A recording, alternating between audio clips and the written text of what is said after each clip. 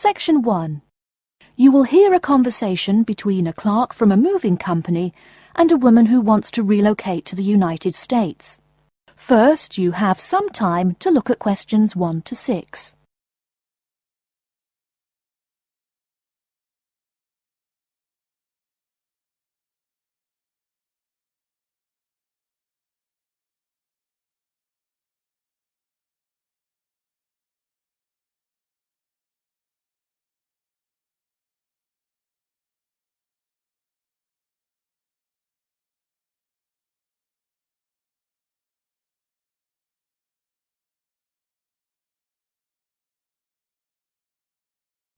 Now we shall begin. You should answer the questions as you listen, because you will not hear the recording a second time. Listen carefully and answer questions 1 to 6. Good morning, ma'am, and welcome to Australia's Moving Experience. How can I help you? Well, I hope you can help me. I'm so up in the air right now. Just calm down now. Let me guess. You're moving and it has you a little confused. That's it exactly. You see, I'm relocating to the United States next month, and I'm having a hard time getting organised. Here, fill out your name and address and let me ask you a few questions. Oh, what should I call you? My name is Jane Bond. OK, Jane, first of all, what's your work phone number? In case I have any questions about things. My work phone is 9463 550. But please try not to call me too often there. My boss hates personal calls. So does mine, ma'am. So does mine. And what address should we ship your things to? My new company is letting me stay temporarily at 509 Clark House. That's C-L-A-R-K. 1137 University Drive in Seattle. Seattle? Beautiful city, I hear. Mountains right beside the ocean almost. Cooler than Australia, too. OK, and when should we come pack your things? I guess that would be on Monday, March 11th. Do you want any help with an after-packing clean-up? We do that for a small additional charge. Yes, that would be helpful. I promised the landlord I'd give her the keys back by 5 p.m. on Thursday the 14th. Great. We'll just schedule the clean-up for that day. That way, the place will smell clean and there'll be no dust. Well, you do think of everything. Oh, how much is this going to cost? Here is a list of our basic prices. Oh dear, this seems rather expensive. Yes, ma'am, but you're paying for the best. We're careful and we're fast. Like we say, the only thing we break are speed records getting you moved. Well, maybe that's so. Oh, I nearly forgot to tell you. I don't want my furniture shipped with me. I won't be looking for an apartment till after I arrive in America. Would it be possible to put my furniture in storage here for a month, then have it sent along later? Of course, we do that all the time. A couple of other things. Here at A Moving Experience, we try to pack your things logically. We don't just throw stuff in boxes. Before you hear the rest of the conversation, you have some time to look at questions 7 to 10.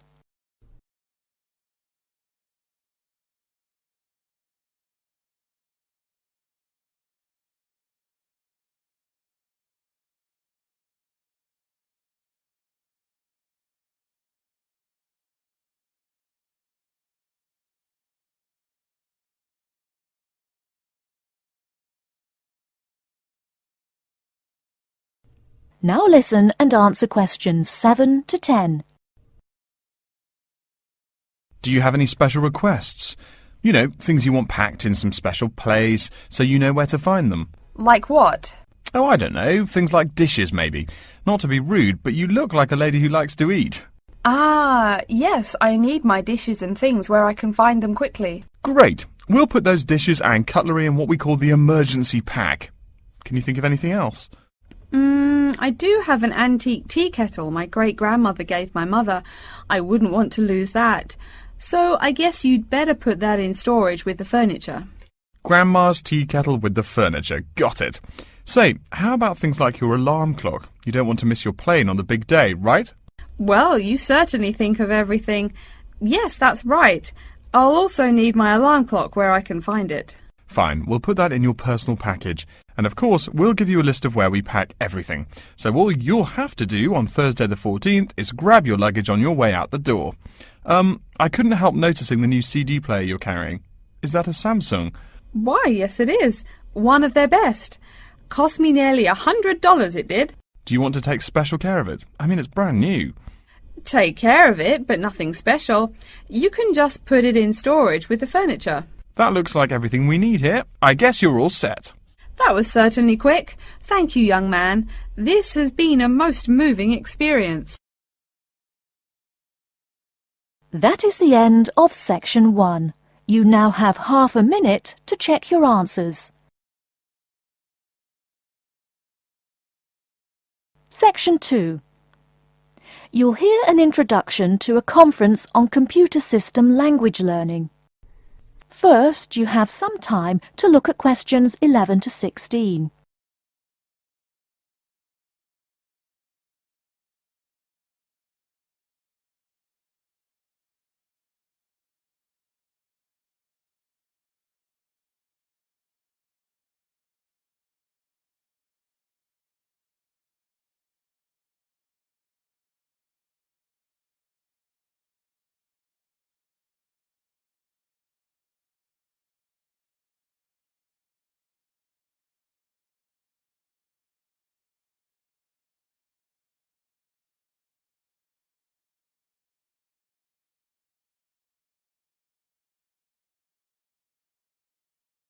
Now, listen carefully and answer questions 11 to 16. Good morning everyone, and welcome to the second annual Wallabaloo Conference on Mastering Computer Languages. I hope you all had a good trip. Before we get underway with today's program, let me fill you in as to what's on tap for tomorrow, Sunday, February 19th. At 9 a.m, right here in the main hall, we'll be hearing a lecture from Dr. John Smith about computer as teacher. Professor Smith from the University of Melbourne is a world-class expert in the field of computer-assisted education, and his talk promises to be both stimulating and informative. Immediately afterwards, at 10:30, there will be a presentation of papers by various delegates. That, however, will take place in the garden room on the ground floor.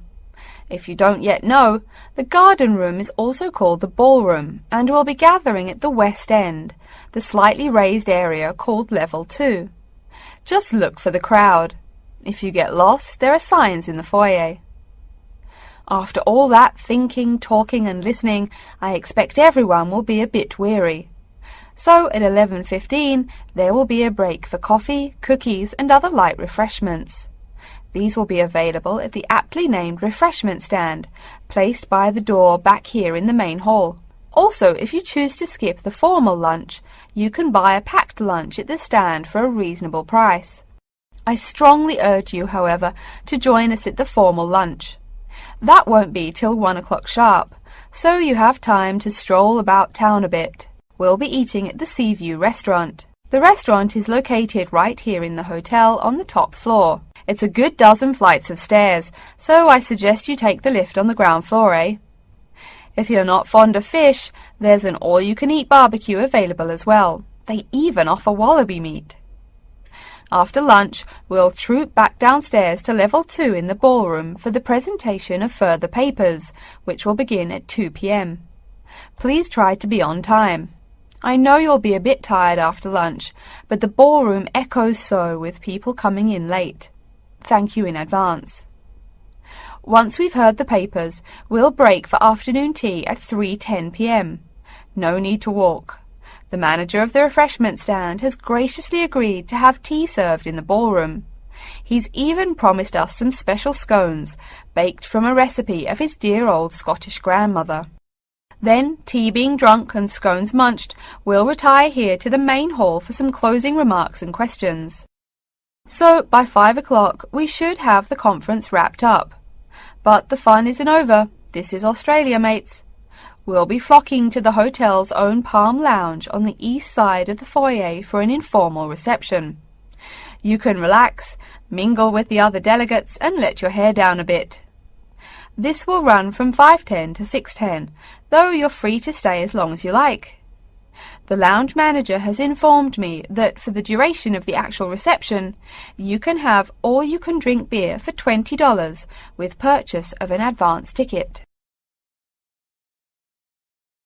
Before you hear the rest of the talk, you have some time to look at questions 17 to 20.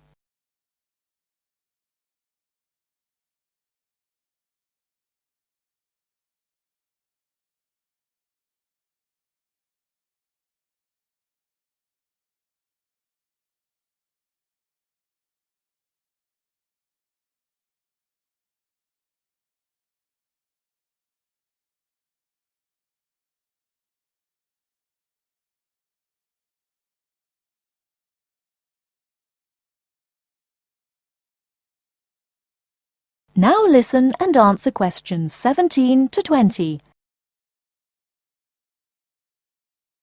And yes, tickets can be purchased from any conference organizer or at the front desk any time between now and the start of the reception. I suggest you come by tomorrow evening to pick up the tickets, since the conference hall only holds 800 people. That way you can also get your journey planned ahead of time and be sure not to miss this truly memorable conference.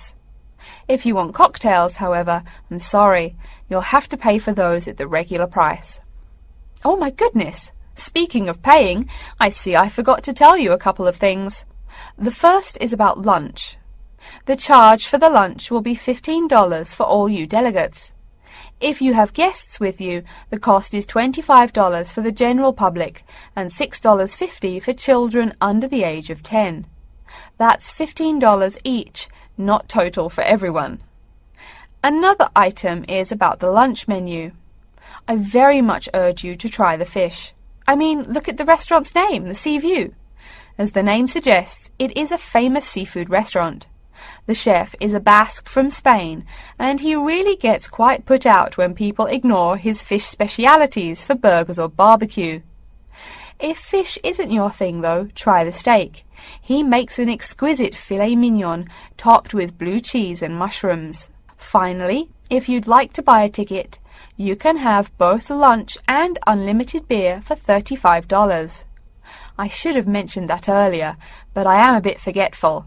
Maybe I should avoid the beer after the conference, eh? Well, I've said my bit. Are there any questions? That is the end of section 2. You now have half a minute to check your answers.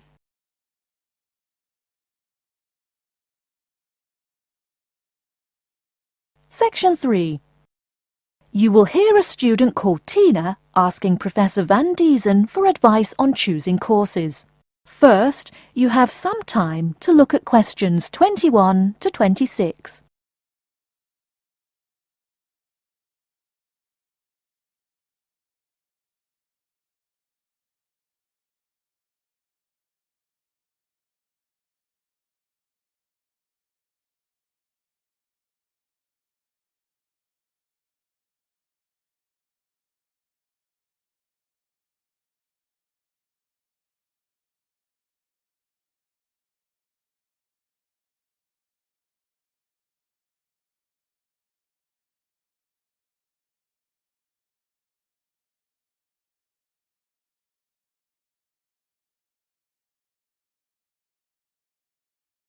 Now listen carefully and answer questions 21 to 26.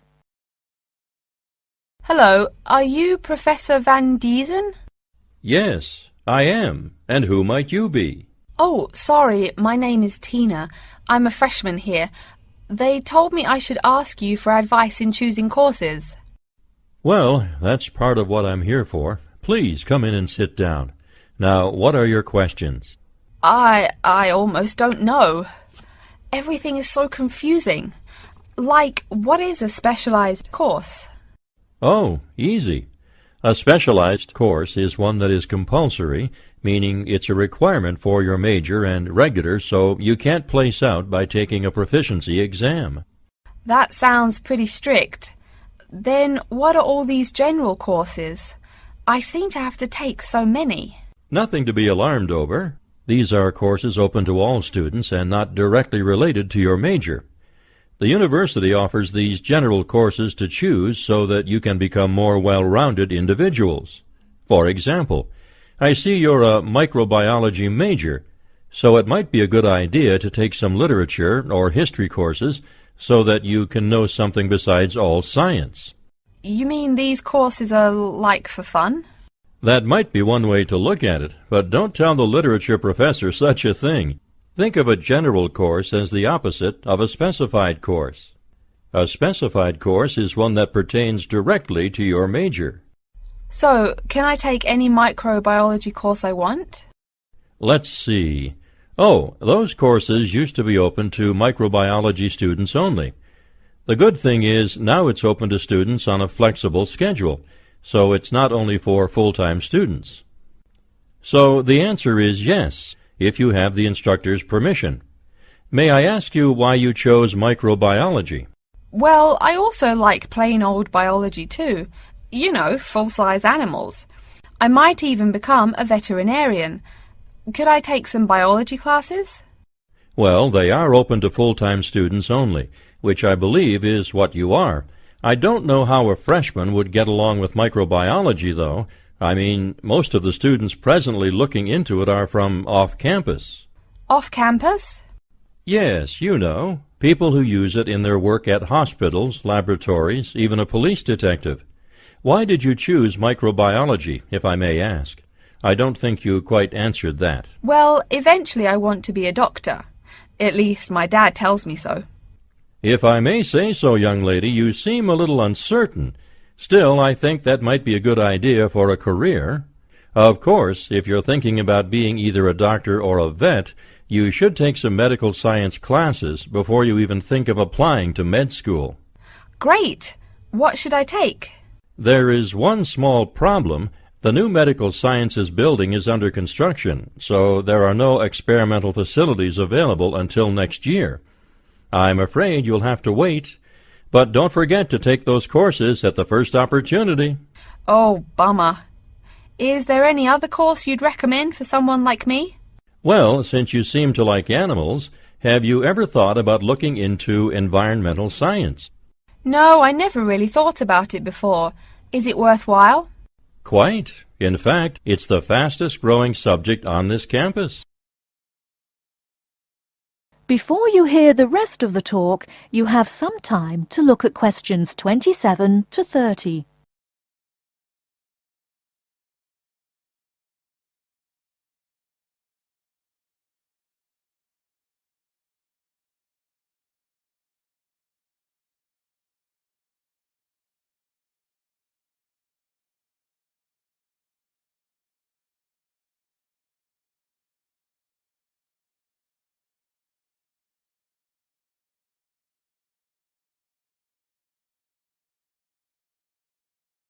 Now listen and answer questions 27 to 30.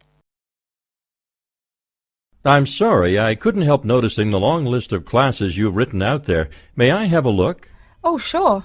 Medical science, statistics, laboratory techniques, medicine, mathematics, computing. My, a bit of everything here. Is it too much? For your first semester, yes. What I suggest is starting out by taking the compulsory courses. Like we said before, the medical science can wait.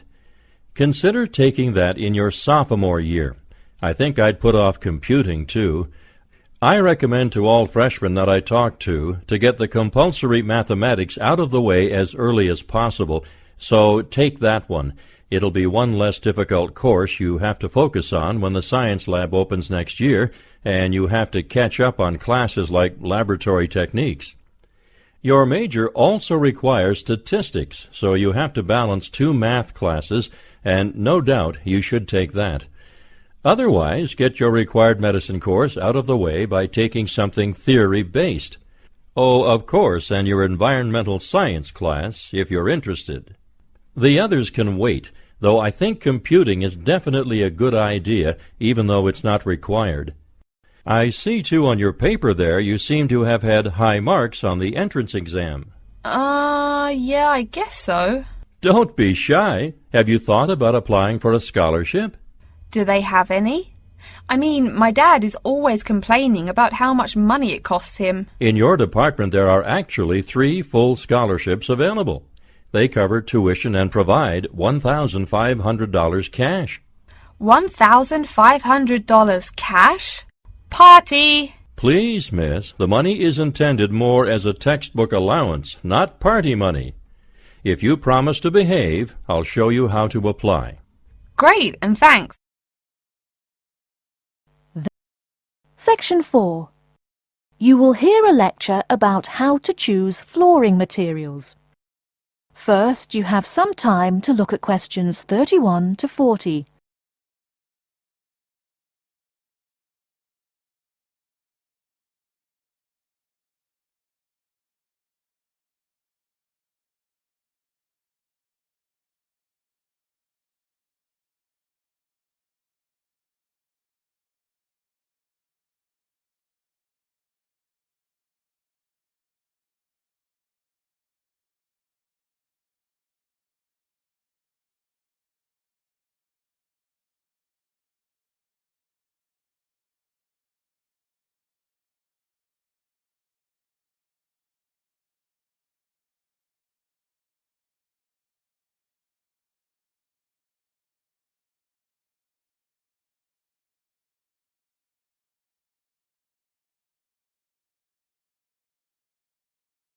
Now listen carefully and answer questions 31 to 40.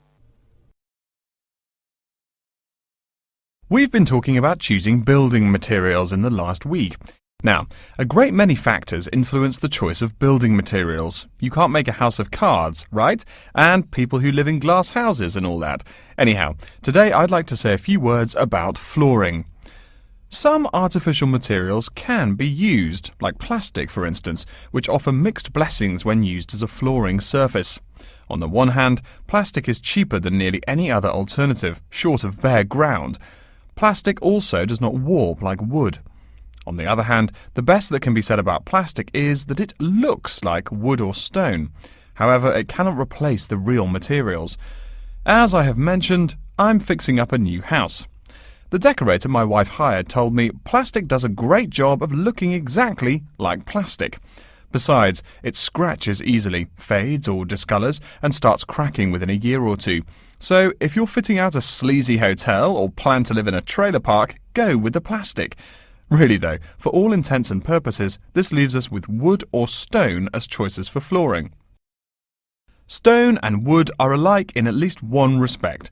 Both go through processing before they can be put to use. Since few of us cut our own lumber or quarry our own stone, this is not perhaps a pressing concern. Still, do-it-yourselfers would do well to remember to buy only properly seasoned wood. Unseasoned wood warps, and a warped floor quickly becomes firewood, and its owner quickly becomes poorer. Likewise, except for dull-hued materials like slate or sandstone, most stone floors are polished before installation. The choice goes well beyond just wood or stone. Each type requires many further considerations. A few special remarks are called for when considering wood. For example, as always, aesthetics, personal taste and layout all play roles, as well as the type of house or room. Oh, and certainly don't forget the cost. When it comes to cost, a rule of thumb is that the softer and less exotic the wood, the lower the cost. In the US, for instance, pine is both ubiquitous and cheap. Mahogany is imported and exorbitantly expensive. If you're on any kind of budget when remodeling, it's really helpful to remember to go for the softer woods. Aside from cost, there are still lots of different factors that are important in choosing the best flooring for the job. Continuing with the example of wood, one must consider the effects of each type of wood on the mood of the room. When selecting the best wood to use, particular attention needs to be paid to its grain patterns, texture and colour. In rooms where relaxation or deep thought is the aim, say bedrooms or the study, dark, strong-grained woods are the rule. Here, the grain ought to match the furniture for a feeling of homogeneity. In rooms where activity and motion are typical, the dining room or living room, lighter, finer-grained lumber is more suitable. In such a setting, the wood grain might be useful in offering a contrast to the furniture. This leads to a feel of subconscious excitement in keeping with the room's function. In either case, though, consult a decorator. It is a decorator's job to know what materials to use to fit the function of the room. Though some things about putting together a room are subjective and based on one's individual taste, materials appropriate to a room's function are much more straightforward. A decorator takes the needs of the customer and uses a mathematical formula rather than subjective words. Since feelings vary from person to person, verbal descriptions of wood types tend to be ambiguous. You want the wood you select, not something approximate. And if you do decide to do it yourself, remember that all wood must be treated with preservatives to enhance its appearance and preserve its natural beauty. In the case of stone, or quarry tile, as flat-cut flooring stone is properly called, a new set of considerations must be weighed up. Simple colour aside, the degree of reflection must be kept in mind. This is called the reflectance rate, which is expressed in a number between 0.0 and 1.0, depending on the amount of light it reflects. At one end of the scale is polished silver. At a rating of 1.0, this shiny surface reflects nearly all of the light directed at it. Numbers closer to 0 describe materials that absorb more light. Moving down the scale a bit, we see that plastic that has been painted white has a rate of 0.8, which makes sense. We know that the colour white reflects all other colour, while black absorbs all colour, and plastic itself is a relatively reflective material. Materials that are denser and darker have reflectance rates much closer to 0. The quarry tile I mentioned a while ago has a rate of 0.1. As you may know, quarry tile is generally dark brown and made from clay, so it is quite dense. Of course, there is considerable variation among types of quarry tile because of the hue or treatment of the clay during its creation. Does anyone have any guesses as to what material may have a rate of almost 0.0? We can guess most of these materials are black in colour, but plastic, wood and even stone reflect some light. One material with a rate of almost 0.0 is black velvet. The texture produces almost no shine at all. Carrara marble, despite its white hue, is actually lower in reflectivity than black onyx. In any case, the fact that tiles vary somewhat should not be forgotten. A highly reflective floor would not be suitable in a library. It would be indispensable in a ballroom, should your home be large enough to feature one. Again, a rule of thumb is that light means lively. Since form and material follow function, one should only use the more reflective materials in rooms where the cultivation and expression of energy is important. Bear in mind, too, that most types of stone cost more than all but the rarest of wood. Of course, there is no reason why some rooms of a house should not feature wood floors or other stone tiles. You can even mix the two. A room with wood panels on the walls can have a beautiful stone floor. My bedroom has white birch walls and a light blue slate floor. The place looks like a Russian hunting lodge. Remember though, go with what feels right for you. Good taste and the laws of interior design are the homeowner's servants, not his master. It's only beautiful when you decide it is. I mean, you're the one who lives there, not the decorator, right? Okay, are there any questions? That is the end of section 4. You now have half a minute to check your answers.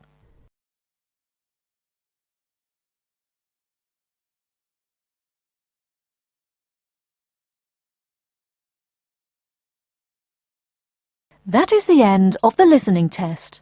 In the Ielts test, you will now have 10 minutes to transfer your answers to an answer sheet.